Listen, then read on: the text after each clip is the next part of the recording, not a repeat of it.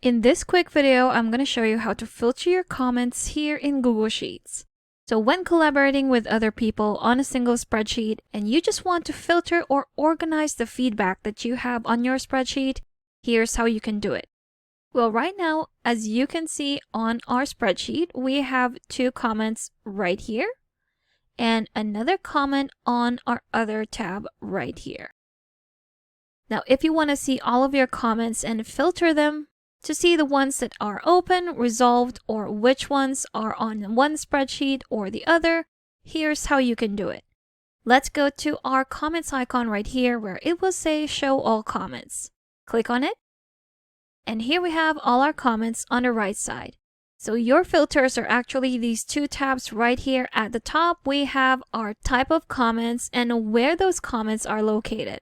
So we have all types at the moment selected. If we go to that drop down, we have our open and resolved. So if we click on open, here we have it. We have 3 open comments on all of our sheets. But if we change all sheets into this sheet, so this will only show you the comments that are open on this selected sheet right here.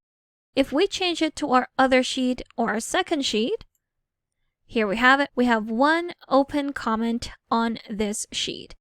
If we clear our filter and select another one, maybe our resolved, here we'll see that we don't have any resolved comments on this sheet. If we go back to the other one, you will see that we have 1 resolved comment on this specific spreadsheet. So that's how you can easily organize your feedback to see which ones you need to pay attention first. And there you have it. That's how you can filter your comments here in Google Sheets. Thank you for watching this quick tutorial. Make sure to subscribe for more helpful videos, and I will see you in the next one.